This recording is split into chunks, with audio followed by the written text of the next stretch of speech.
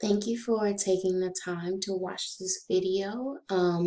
We'll be going over some new additions to my portfolio since LTDE 5302.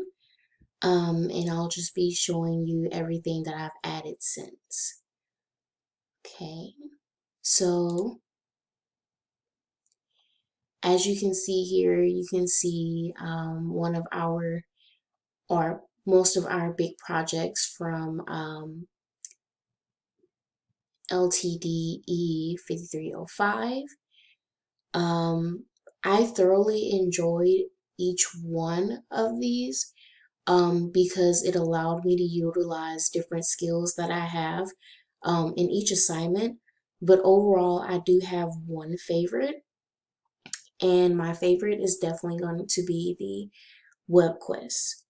It is by far my favorite because I enjoy engaging people, and this felt like out of everything that we did, it allowed me to be the most creative in how I went about doing that. So this is my portfolio page, but if I click here, this will take me to the web quest.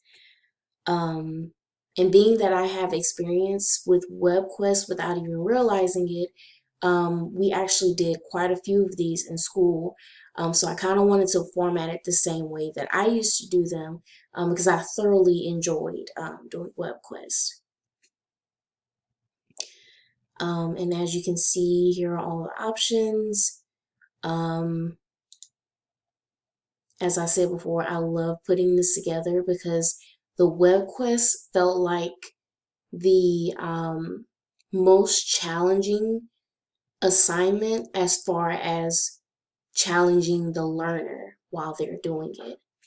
You have your task, going through the process,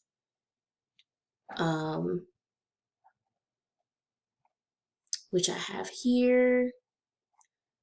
You have your resources, which basically I just included the instructional tool that we created here as resources.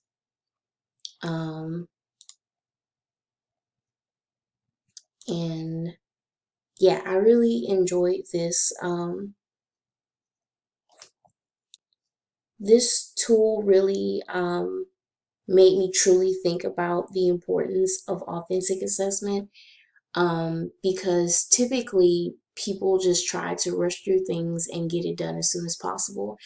But I feel like the more that someone puts effort into making it engaging and fun, the more likely they'll enjoy it and actually digest the information that's being told to them.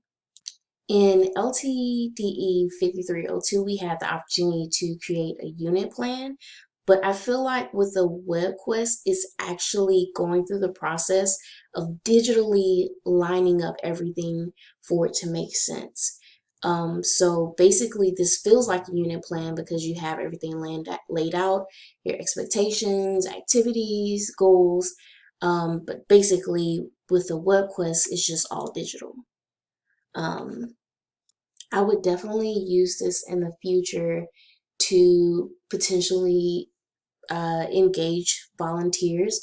I know personally, being that I volunteered with AmeriCorps, it is definitely a lot of information and processes and different approaches that you have to kind of learn quickly. So if I was in the position of being a director or a training lead, I would definitely design something like this so that way someone doesn't feel overwhelmed when they're getting into something. They can kind of get eased into it. Especially if you make it more fun and, you know, not as tight, I suppose. After posting many of my assignments, including this one for peer review, some of the most encouraging feedback that I've gotten from many of my colleagues was that they could see the evolution of my work throughout the course.